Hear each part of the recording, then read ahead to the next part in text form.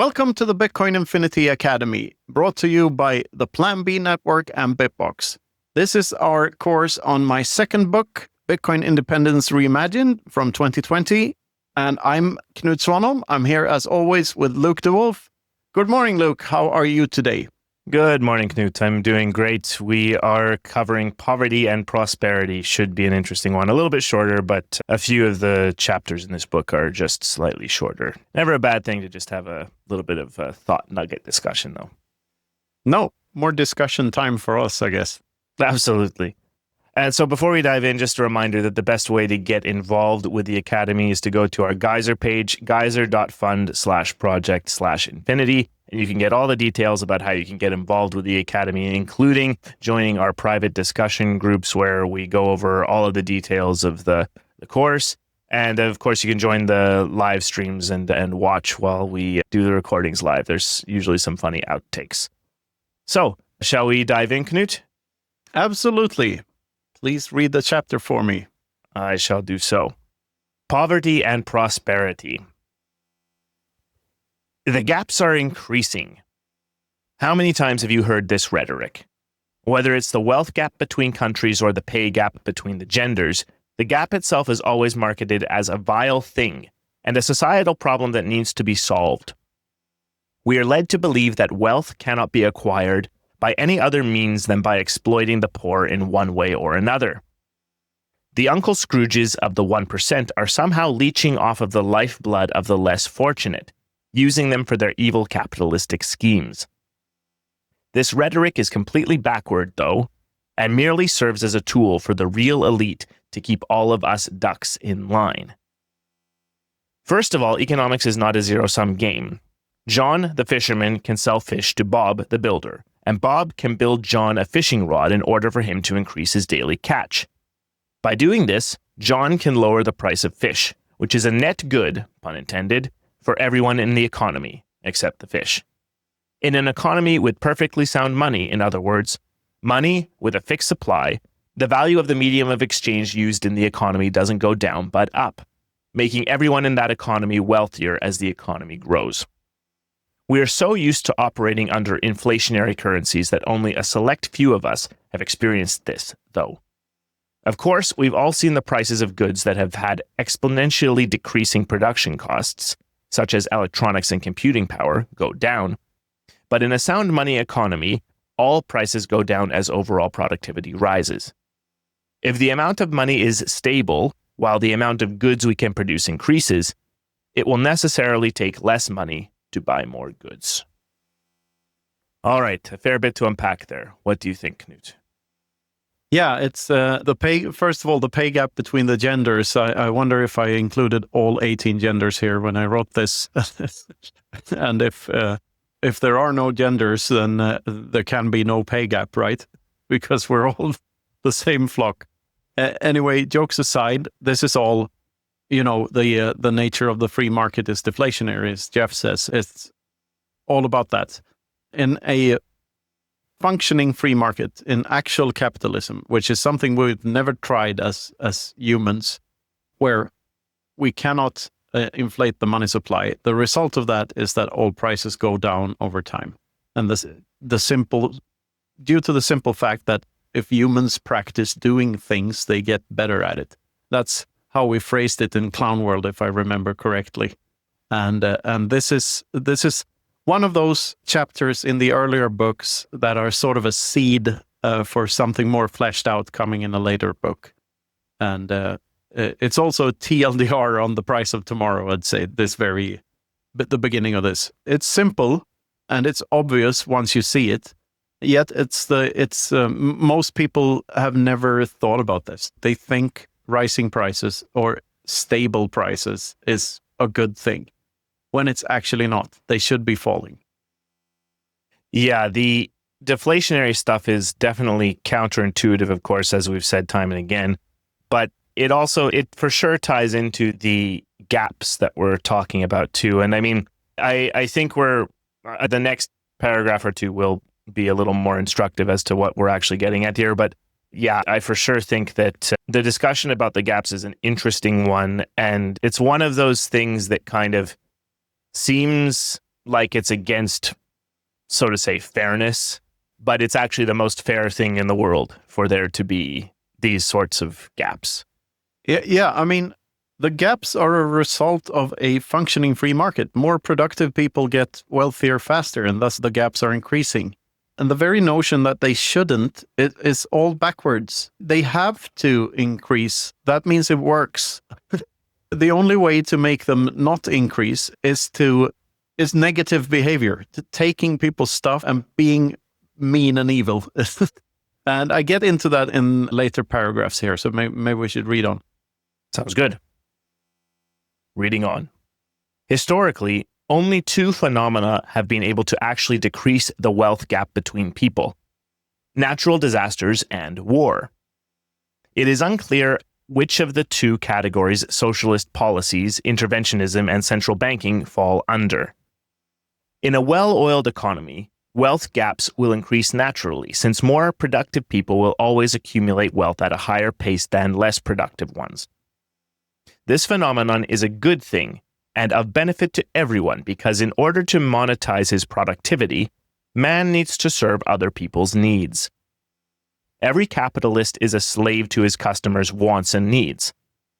Unfortunately, no one on Earth has ever been able to enjoy the full potential of a truly free global market, because we've never had a functioning, sound money economy up and running properly. Why not? Because the temptation of money printing is simply too powerful for the human mind. No nation's central bank or government has ever resisted the urge to debase its national currency for its own benefit. Bitcoin is a different beast altogether, and its issuance rate is beyond the reach of mere humans. It can't be tampered with, regardless of temptations. Okay, so yeah, as we were saying, these gaps are natural and they're good. Absolutely. And falling prices and increasing gaps are two sides of the same coin. And the ones who have the most to benefit from this phenomenon are the poorest classes in society. They are the ones who can really benefit from prices dropping, because it means they can afford more stuff. It's super simple, really. And wealthy people having more resources only means they will spend more and thus boost the economy by demanding more goods and services. It is what it is. Right. And I mean, I think the other point here is that it's harsh but true, and I say this a lot, it's harsh but true that more productive people will get more rewards out of life if we reduce the number of interventionisms that there are. But the thing is, the counter effect, it is the interventionism that is causing the problem for people, right? Like, governments picking winners by choosing to subsidize this or that and taking money away by taxation just to give it to whoever. I mean, the give a shit matrix is basically the explainer for why that is inefficient and ineffective. And then it creates all the incentives for people to not work and simply have the government pay for their stuff, right? So it's sort of that it might seem natural to want to fix this somehow or help people who are less fortunate, but it just feeds into the problem, right?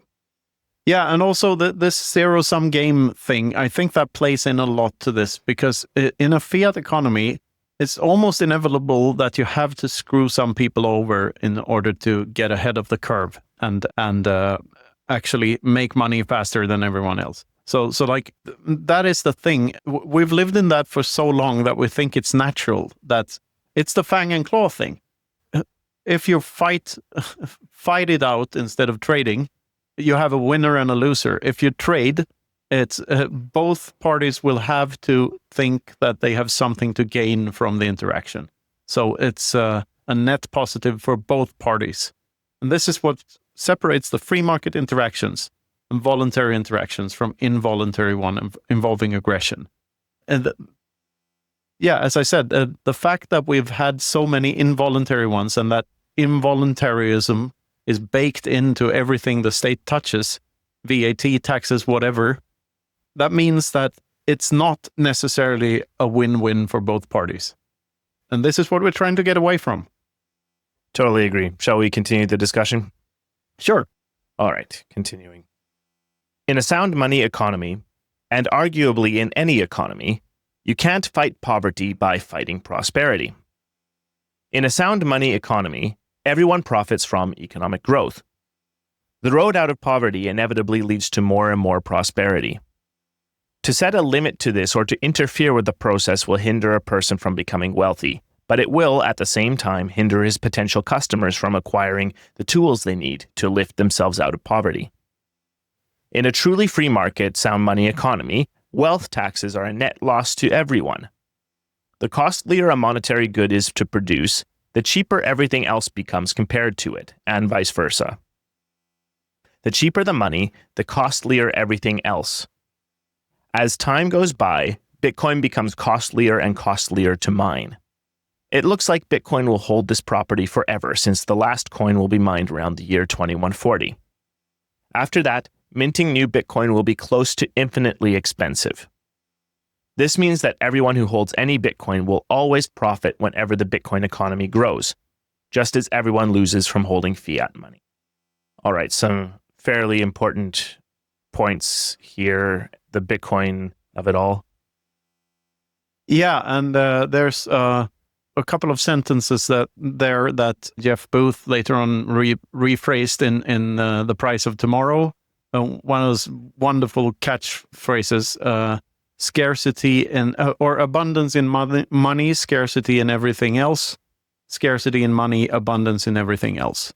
That's what this paragraph is saying, I think.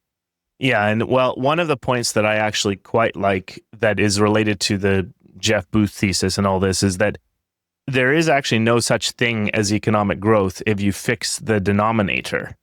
Economic growth is price deflation, right? Yeah. So if you're operating in an environment where what you measure the economy in is fixed, if you by nature are quote unquote growing the economy, you're simply increasing the number of things that you have to divide 21 million by.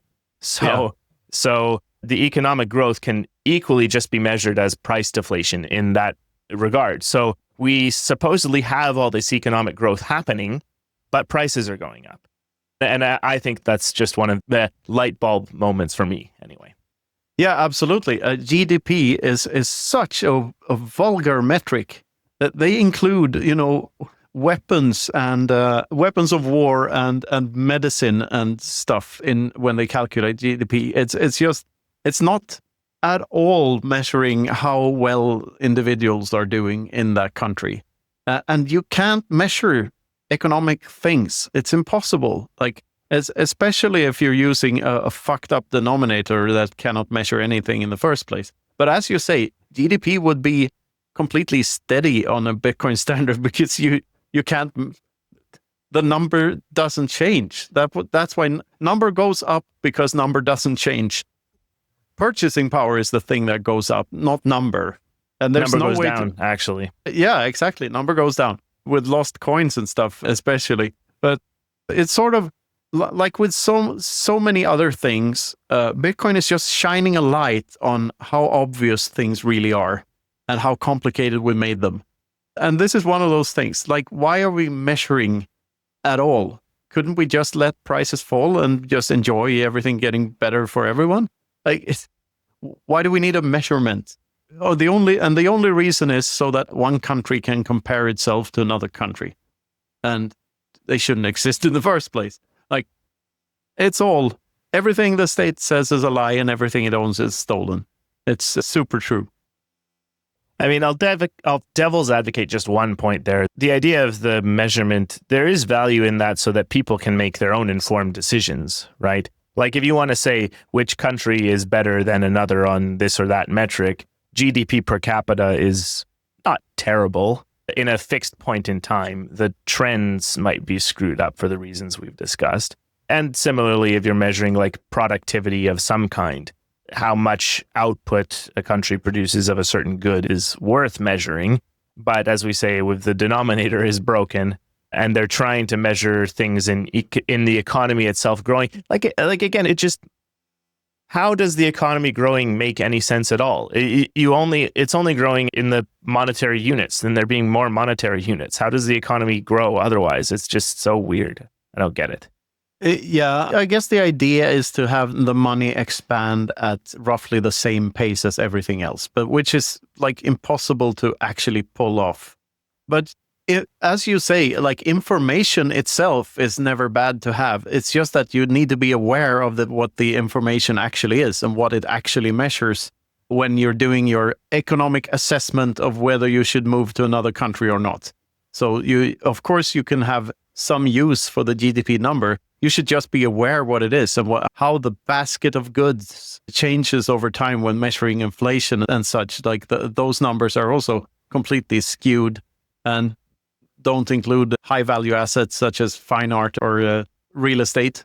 That's the thing. There's nothing wrong with information. There's nothing wrong with making economic assessments before making a decision about anything. You should just be aware of what it is you're actually measuring with GDP. Very much so. Should we continue the discussion on the Bitcoin of it all? Yes, why not? Moving on.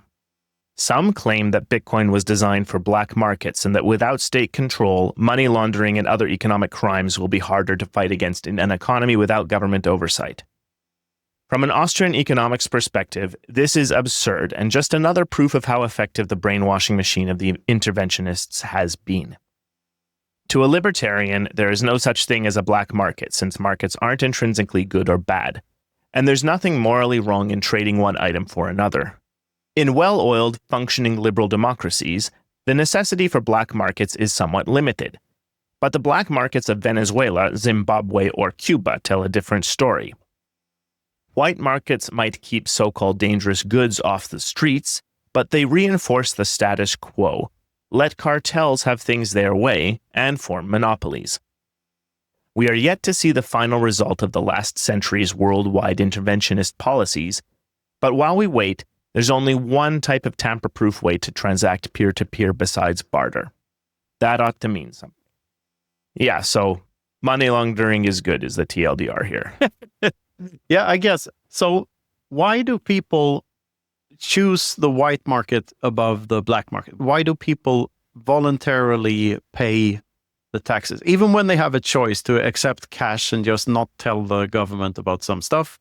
Most of the time in developed countries, merchants don't do that, but instead they actually write down the whole thing and they do the accounting properly and they pay their taxes to the government.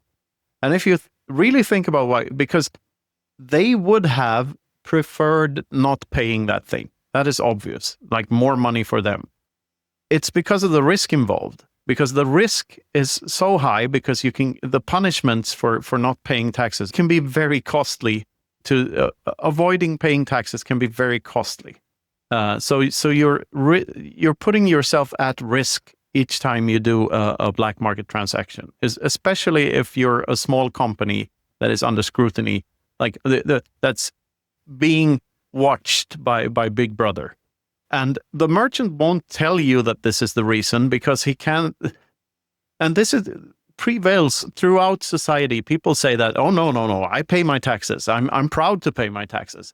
Because they don't want your fellow man to know that you would prefer not to. So it gives people not only an incentive to pay this mafia fee, but it also gives people an incentive to lie to one another about why they're doing it and to lie to one another about being a good citizen. I saw this. I've been on Cuba several times, and there it was absurd. You could have people. Like we visited a dirt poor tobacco farmer with one tooth. He was about 90 years old, and he said he loved the government, like more than anything. He wouldn't survive without them. Anyone you asked on the street what they thought about the government and what they thought about the communist system, everyone loved it, of course, because of the risks involved with not loving it. Like, and I think this is very underappreciated, and we think we're immune in the West, but we absolutely aren't. Everyone says, yeah, no. I believe in democracy. I believe in we have to do this the democratic way, and we have to have the tax. I'm a proud taxpayer. I do my part. Yeah, why are you saying that? Like, ask yourself why people are that way. And I think it has a lot to do with incentives, and it has a lot to do with a hidden gun threat behind everything and the risks involved in not being a law-abiding citizen. Yeah, I mean, I basically run into this when I'm explaining Bitcoin to new groups of people. And one side effect of the BTC Hell conference is that a lot of people that I know in real life here in Finland have started to ask me more about Bitcoin, which has been great. But the largest, I'll say, objection that has come up by smart people who seem to get the technology and even the economic reasons for it, the hurdle now appears to be the money laundering and like tax evasion side of it. And I mean, it's just a lens shift, right? Like, I mean, for the reasons you stated, I am not advocating for tax evasion and I am not advocating for money laundering. I'm not saying to do it. I am saying that Bitcoin increases the ability to do it is neutral to good, definitely. Because the thing is, it's just a system opt-out, right? And the biblical render unto Caesar that which is Caesar's is kind of the situation that I think we're in right now. Like, we do live in countries and we do live in systems that require you to pay your taxes, and not getting on the bad side of that is probably good for your and your family's physical health, right? But any degree to which we can create a new parallel system that doesn't have these problems and eventually trends toward a world where the government is smaller and the power of the monopoly on violence is less is a good thing. So gradualism, and I'm not advocating for people in Finland to buy Bitcoin and then do mass money laundering and tax evasion. But I am advocating for Finland to start to have less taxes and to have less of a burden on its citizens and make the economy freer. I definitely want that. So it's sort of two things at the same time, I guess. But yeah, and when you're saying this, do you think you're saying it because there's a risk to taking the opposite position? Yes. Good. Then we full disclaimer. So no, and this is exactly what I'm talking about. Like, you're proving my thesis in a way. And to me, it's all about optionality. Like, and as most of our listeners probably know by now, I'm a full 100% voluntarist. I think everything should be voluntary. And I don't like aggression. I don't like coercion. And therefore, if there's a tool to make, victimless crime laws, such as tax laws, less enforceable, then that's a good thing. And if you don't believe that, I don't think you will ever get Bitcoin. Like, not to the full extent, at least. No, I can agree with that. Although it's a journey. Everyone goes on a journey. Let's see. Shall we continue with the chapter? Absolutely. Have you ever walked into a brick and mortar store and asked them where you could find something that they didn't have? The answer you can expect is one that recommends another, often competing store. Despite the fact that the first store has nothing to gain from you going to another store instead, this level of courtesy can be expected almost anywhere. Why is that? Shouldn't the evil mechanics of the free market system have thwarted such behavior in brick-and-mortar store employees by now? Quite the opposite. Markets evolve into friendly places because a seller's top priority is always the satisfaction of the customer. It has to be. If a customer gets irritated or angry because of the attitude of an employee of a certain store, he will cease to shop there. An entrepreneur is always a slave to his customers' wants and needs. The flip side of this coin is that the customer is always the master of the entrepreneur, but only if he's in control of his wants and needs. In order to be in control of one's wants and needs, one needs to be self-sufficient. In order to become self-sufficient, one needs to be allowed to pursue one's goals relatively unhindered. When markets aren't truly free but crippled by interventionists, self-sufficiency becomes harder to achieve. This skews the prices of stuff that people want in comparison with the prices of what they actually need. People who aren't even close to being self-sufficient but still have a steady income from social security programs buy frivolous things they don't really need all the time. The fact that you can be poor and obese at the same time is a testament to this.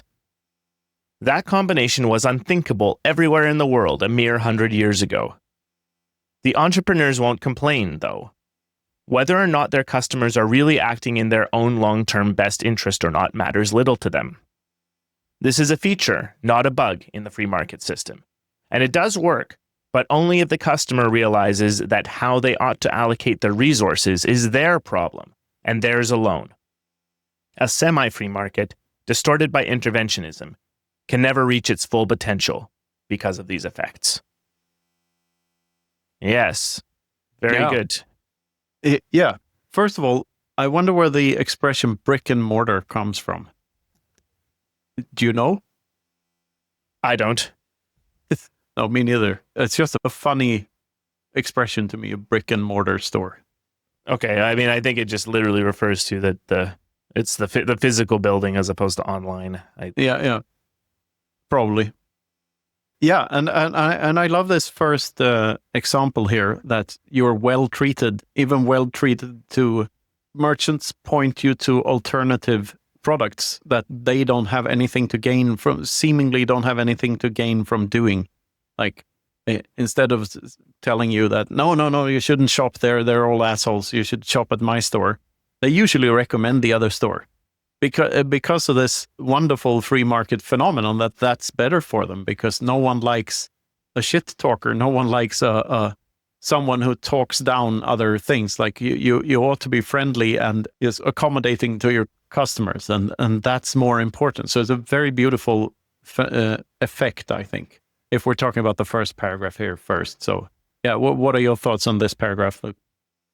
Yeah, I mean, it's an interesting social phenomenon, right? Like the incentive to just be nice to people and, I don't know, competition and greed aren't the only drivers in the world. And the pure Randian view of this is a little bit, it's not accurate. Like people are not... I think this is the pure Randian view.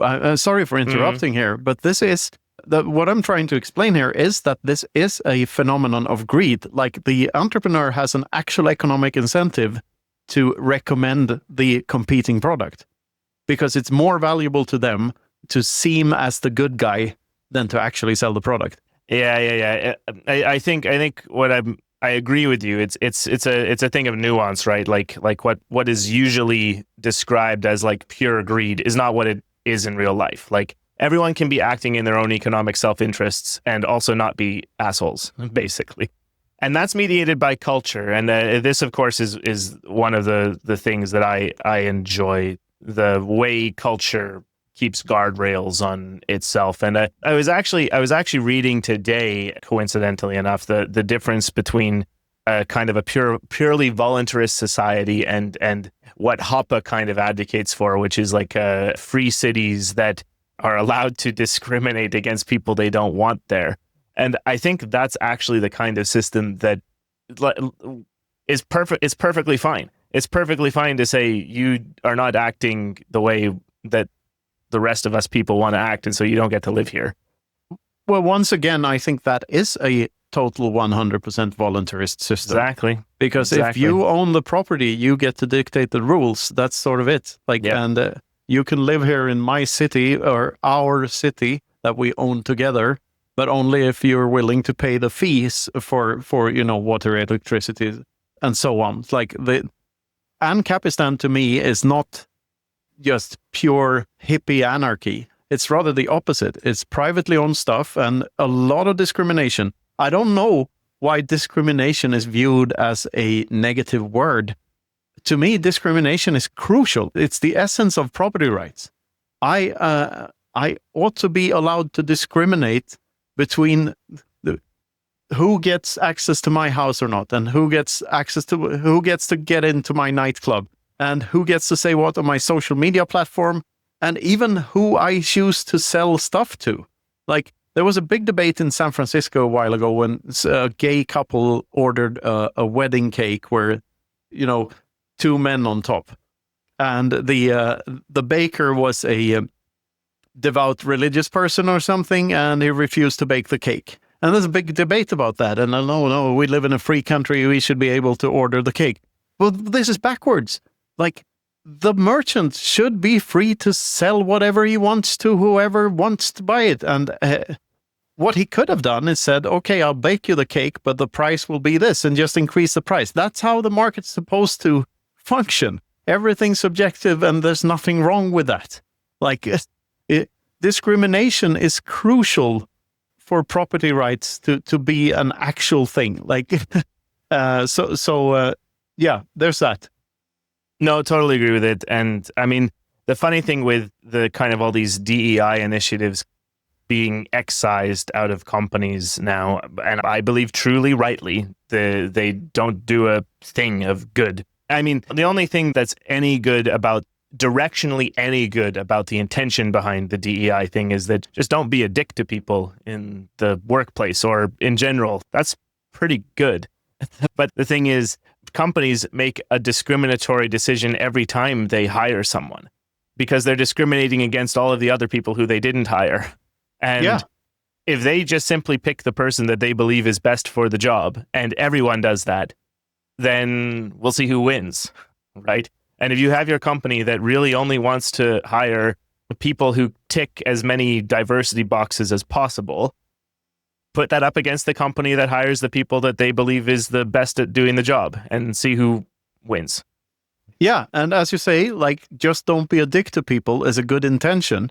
But DEI policies, they are institutionalizing dickish behavior by letting different rules apply to different people. That is, by definition, dickish behavior. Yeah, I would say literally the only thing about it that is accurate, in my view, is that you shouldn't racially abuse people in the workplace, or you shouldn't sexually harass people in the workplace. That's not nice to do. But that's a general thing. That's not a... And it's there is something to be said that society has had to learn that's not appropriate. But, you know, mandating it through racism and sexism is also not good. No, it's increasing the problem. Like, as soon as you get a free lane because of your skin color or your gender, then people are that will create racism. That it's the difference when different laws applies to different groups of people. That's how you actually create these things. Because if I'm the employer and I'm in a total hopium free market ANCAP society here, I get to choose who I employ, and no one has a say in that. And if I'm clever, race or gender shouldn't have that much say in that decision. Merit should. Like, is this person the right guy for the job, or the right girl, or whatever? And it should be up to me how much I would let my own biases about race or gender play into that. And that will create a fair result, because it will produce a world in which things are fair. And who's to say who belongs to what group anyway? If I'm black, but I'm also wearing a mustache, like, was it the mustache or was it the color of my skin that put me into a group category? These groupings are completely subjective too, like how to categorize people into different groups. It's weird. So why shouldn't it be up to the person picking the other guy to discriminate to whatever extent they want? It's just absurd to me. Yeah, and I think it basically just goes all the way to that the interventionism has the exact opposite effect of what they want. That's it. And this is, I think, one of the things where there's this whole thing about bridging the gap with the politics. And I know you can do the whole, everything is to the left of the 0 point, but we're talking about trying to bridge the gap with people who are more lefty than not. Like, the good intentions, I recognize that they're there, that most of the people who are voting for these things think that they're doing the right thing by doing it. And I get it, that it's nice to want to have a society where people are taken care of and all this. That's nice, but it results in worse outcomes for everyone. That's the thing. And we have evidence of that, and we have the solution. The solution might be a little messy because decentralized, permissionless things not controlled by anyone cannot force themselves on anyone, cannot be forced upon anyone. It just has to happen. But those people who do decide to take up the permissionless, decentralized opt-out are going to have better outcomes. And we're going to see how that plays out. And that's it. Absolutely. 100% agree. It's racism and anti-racism are two sides of the same coin. And what we want is no racism, not the vintage kind, or the modern kind, which is the anti-racism, the racism of low expectations. And this is it was so depressing to me when the whole DIY movement started and hate crime laws and all of that stuff, because society as a whole, I felt, were very close to getting rid of racism for real. And then they changed the definition, and now it's a thing again. And I wish that wasn't the case. Yeah, I totally agree. And I mean, I think I remember getting into arguments on the internet with people I knew in real life, but Facebook, whatever, back when I still had it in the early 2010s. I remember just getting into arguments about that back when this was first starting. It's always been intuitive to me that anti-racism is racism. Anti-fascism is fascism. The anti-thing is always the thing that it's saying it's against. And I don't mean that by a rule. It's just that it's turned out to be the case. And it's strange because another thing I read is that just the left has completely lost its way. There was probably a time when the political left back in, I don't know, the 50s, 60s, 70s, something like that, was actually doing something good for the average person when the levers of control were being wielded authoritarianishly by people who had power. And there was this movement of whatever, but it's just Stop completely... the Vietnam War, for instance. That's a good example. Totally. Totally. But it's just all lost its way. And yeah, I hope there's that people who kind of think from this mindset of let's make society fair and blah, blah, blah, can learn about this stuff and can start to bridge the gap. The polarization is really unfortunate. And yeah, it's unfortunate also that many of the people who kind of are so ingrained in the state and want the state to continue to grow bigger and want the interventionism to increase are just going to be the ones who lose. It's unfortunate for them, but whatever, their choice. Yeah, and it's back to the war of words. So many words have been hijacked here, including racist and sexist and fascist and all of that, but also liberal, liberal values. That ought to have something to do with Adam Smith and being pro free market and live and let live. But it's not. It's all about interventionism these days. No, and there's a reason why Orwell called the totalitarian police force the Ministry of Love in 1984. And that's exactly how it plays out, right? You get these words that are supposed to mean that are literally describing something that is the opposite of what it's supposed to be. Yeah, it's definitely all, it feels upside down, but at least there's a way out, and that's Bitcoin. There's a way to inverse it. There's a way to inverse it. Absolutely. Well, Knut, I feel like this has been a great discussion. So with that, I think this has been the Bitcoin Infinity Academy. Thank you for listening. Bye-bye.